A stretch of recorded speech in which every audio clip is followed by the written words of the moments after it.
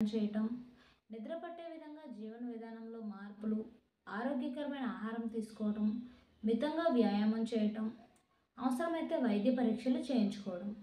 ఈ విధంగా సడన్గా తలతిరుగుతున్న అనుభూతి వెనుక అనేక కారణాలు ఉండవచ్చు.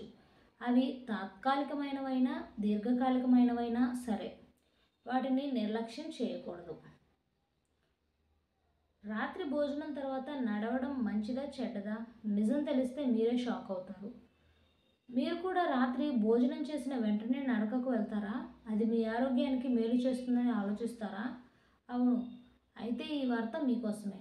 మనలో చాలామంది రాత్రి భోజనం తర్వాత కొద్దిసేపు నడవడం జీర్ణక్రియకు మంచిదని నమ్ముతారు. కానీ అది నిజంగా ప్రయోజనకరంగా ఉందా లేదా? హాని కలిగిస్తుందా? ఈ అలవాట్ల వెనుక ఉన్న సత్యాన్ని అర్థం చేసుకోండి. నిపుణులు ఏం చెప్తున్నారో తెలుసుకోండి. పాత నమ్మకాలు మరియు కొత్త సలహాలు.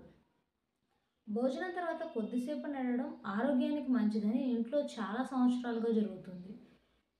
చాలామంది ఇప్పటికీ తన అమ్మమ్మల సలహాలు పాటిస్తూ ఉంటారు. కానీ ఇప్పుడు వైద్యులు మరియు పోషకాహార నిపుణులు వేరే విషయం చెప్తున్నారు. రాత్రి భోజనం చేసిన వెంటనే నడవడం వల్ల జీర్ణక్రియ ప్రక్రియకు అంతరాయం కలుగుతుందని వారు నమ్ముతారు. మనం ఆహారం తిన్నప్పుడు మన శరీరం దానిని జీర్ణం చేసుకోవడం ప్రారంభిస్తుంది.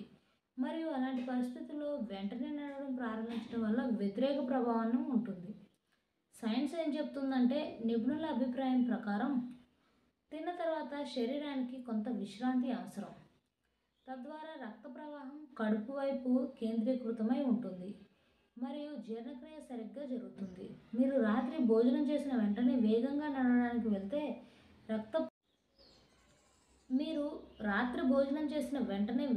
నడవడానికి వెళ్తే రక్త ప్రవాహం కాళ్ళ వైపు కదులుతుంది. ఇది జీర్ణక్రియను నెమ్మదిస్తుంది. దీనివల్ల కడుపులో గ్యాస్, ఉబ్బరం లేదా బరువుగా అనిపించడం వంటి సమస్యలు వస్తాయి. కాబట్టి దీని అర్థం నడవడం తప్పు అని అస్సలు కాదు. సరైన సమయాన్ని గుర్తుంచుకోవడం ముఖ్యం. మరి మనం ఎప్పుడు నడవాలి మరియు ఆహారం ఎలా ఏర్పాటు చేసుకోవాలి? రాత్రి భోజనం తర్వాత కనీసం 30 నుంచి 40 నిమిషాలు తేలికపాటి నడక చేయాలని వైద్యులు సిఫార్సు చేస్తున్నారు. ఇది జీర్ణక్రియను మెరుగుపరచడమే కాకుండా మంచి నిద్ర పొందడానికి కూడా సహాయపడుతుంది. అలాగే కడుపుపై ఎక్కువ ఒత్తిడి ఉండకుండా రాత్రి భోజనం తేలికగా ఉంచండి. మీ ఈ అలవాటు చాలా సంవత్సరాల నాటిది అయితే ఇప్పుడు దానిని కొద్దిగా మార్చుకోవాల్సిన సమయం ఆసన్నమైంది. మీ ఆరోగ్యాన్ని జాగ్రత్తగా చూసుకోవడం మంచి విషయమే, కానీ దానిని సరైన రీతిలో చూసుకోవడం అంతకంటే ముఖ్యం కదా. ఎండకు అనువైన 12 రకాల కాటన్ చీరలు. వేసవిలో ధరించడానికి సౌకర్యంగా ఉండే 12 రకాల కాటన్ చీరలను పరిశీలిద్దాం. మంగళగిరి కాటన్ చీరలు. మంగళగిరి కాటన్ చీరలు ఆంధ్రప్రదేశ్లోని గుంటూరు జిల్లా మంగళగిరి పట్టణం నుండి వస్తాయి. ఈ ప్రాంతం దాని గొప్ప వస్త్ర వారసత్వానికి ప్రసిద్ధి చెందింది. ఈ బట్టలు తరచుగా గొప్ప వస్త్ర వారసత్వానికి చారలు, గ్రిడ్లు మరియు పూల నమూనాలతో సహా సరళమైన కానీ సొగసైన డిజైన్లను కలిగి ఉంటాయి. ఇది వేడిని గ్రహించి చల్లదనాన్ని అందిస్తుంది. ఇది ధరించడానికి చాలా మృదువుగా, తేలికగా, మన్నికగా మరియు దీర్ఘకాలం మన్నికగా ఉంటుంది. ఖాదీ కాటన్ చీరలు. ఖాదీ అనే చేతితో వడికి నేయడానికి ఉపయోగించే ఒక రకమైన వస్త్రం. ఇవి వాటి సరళత మరియు సౌలభ్యానికి. మీరు ఖాదీ కాటన్ చీరలు ధరించినప్పుడు చాలా చల్లగా అనిపిస్తుంది, తేమను బాగా గ్రహిస్తుంది మరియు వెంటిలేషన్ను అనుమతిస్తుంది. వేడి వాతావరణ పరిస్థితులకు ఇది గొప్ప ఎంపిక. చందేరి కాటన్ చీరలు.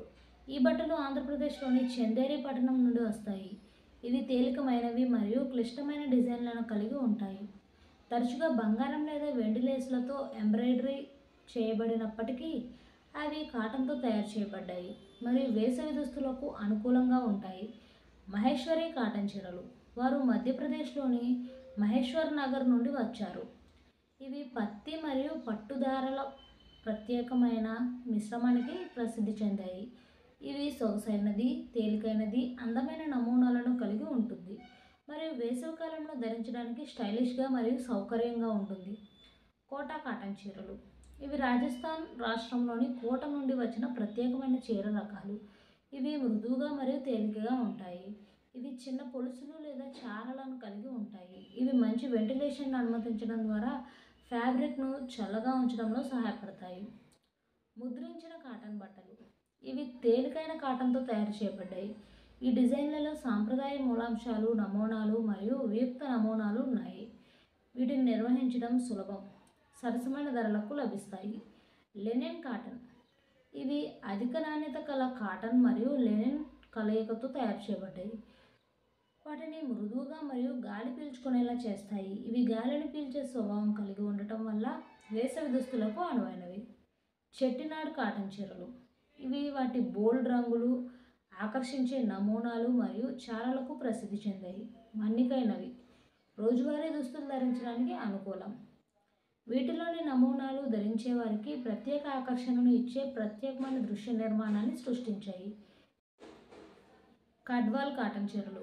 ఈ తెలంగాణ చీరలు చేతితో నేసిన కాటన్ బార్డర్ని కలిగి ఉండి సిల్క్ బార్డర్తో ఉంటాయి. ఇది ధరించడానికి సౌకర్యంగా ఉంటుంది మరియు విలాసవంతమైన రూపాన్ని ఇస్తుంది. వీటిని సాధారణం మరియు ప్రత్యేక సందర్భాల్లో ధరించవచ్చు. వాటి క్లిష్టమైన డిజైన్లు కంటికి ఆకట్టుకునేలా ఉంటాయి. కలంకారీ కాటన్. వాటి శక్తివంతమైన రంగులు మరియు గొప్ప డిజైన్లను ప్రసిద్ధి చెందినవి. పండగ సీజన్లో ధరించడానికి ఇవి సరైనవి. అవి సాంప్రదాయ చేతి పనులకు ఉదాహరణలు. సాధారణ సందర్భాల్లో కూడా ధరించవచ్చు. పోచంపల్లి కాటన్. ఇక్కత్ డిజైన్కు ప్రసిద్ధి చెందిన ఈ చీరలు ఎక్కువగా చేతితో నేయబడినవి. ఇవి తేలికైనవి, సౌకర్యవంతమైనవి మరియు వేసవిలో ధరించడానికి సరైనవి.